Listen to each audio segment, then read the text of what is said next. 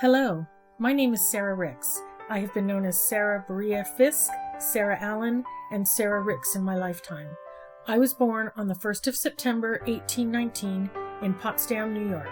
I married Ezra Hella Allen in 1837. We were both members of the Church of Jesus Christ of Latter-day Saints, Mormon Church. After the members of our church were expelled from their homes in Nauvoo, we were camped out in Iowa when some soldiers from the U.S. government arrived. They asked Brother Brigham to raise 500 of our best men to help them fight the Mexican War in far-off California. That was about 2,000 miles away, a long trip on foot. Ezra was recruited to join the soldiers, and my two daughters and I agreed to stay in a log cabin on the banks of the Missouri River to await his return, possibly years in the future. Brother Brigham promised the soldiers that none of them would be killed, which turned out to be true, and promised to care for all of us who remained in what became known as winter quarters, which is near present-day Omaha, Nebraska. The Mormon Battalion, as it was called, left Iowa in 1846 and walked, all the way to San Diego, arriving just in time to witness the end of the war.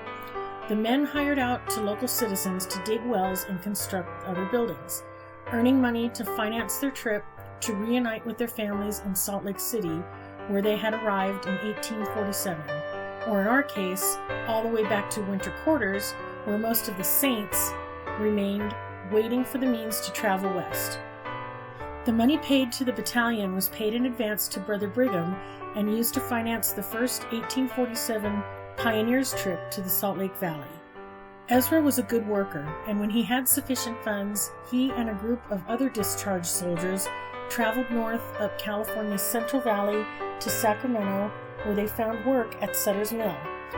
There they spent the winter of 1847-48 building a mill and other buildings to earn money for the trip across the Sierras and the long return east to see their families. As you all know, gold was discovered in January of 1848 by members of the battalion working for John Marshall at Sutter's Mill. Mormon Island, as it was called, was one of the richest finds in the entire gold rush. Brother Brigham sent word that the men should stay in California and earn money, as he didn't want any more mouths to feed in the Salt Desert, which became Salt Lake City. Ezra and the other men stayed and worked in the gold fields until July of 1848, when they finally left for the trip east.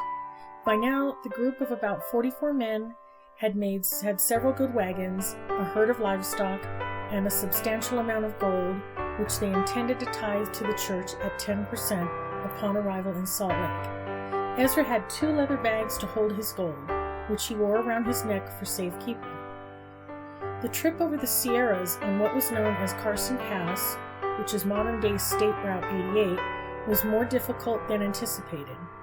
It was well traveled by horse and mule, but no one had tried it with wagons.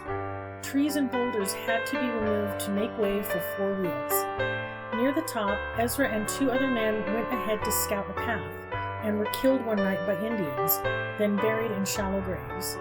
The following party found the graves, reburied the men, and marked the site as Tragedy Springs. The site is well marked and easily accessible from the highway, along with the trail known as Mormon Trail, which parallels the highway for about 5 miles. When the tree died, the part with the carving on it was put in a museum. A more durable brass plaque now marks the graves. By some miracle, the 2 bags of gold were lying on the ground by the shallow graves when Ezra's friends found them.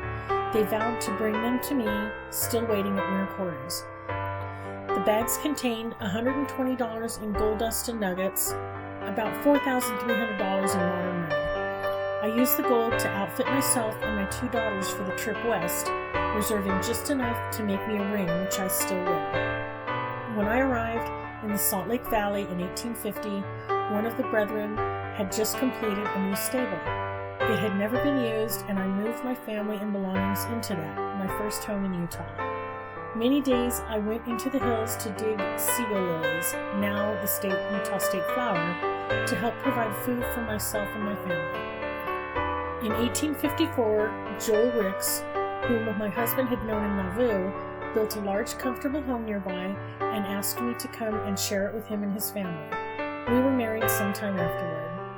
My new husband engaged in farming, and we left Salt Lake in 1859 to become some of the early settlers of Cache Valley. At first, we all lived in a bush bowery, sleeping in a wooden box. After some while, Brother Ricks commissioned a large 8-room home built of stone on the northwest corner of Center and Main Streets in Logan, and I lived there for the rest of my days. I had 6 more children, 2 of whom died at a young age. A commercial building erected by the local Budge family has since replaced our house, and it stands on the hand-laid rock foundation that we built. I rejoined my heavenly family in 1891 at the age of 71. A large monument marks where my earthly family laid me to rest in the Logan Cemetery. God will provide a way for all things done in righteousness. Many thanks to those who helped with this story. Special thanks to Sharon Johnson and the Cache Valley Daughters of the Utah Pioneers.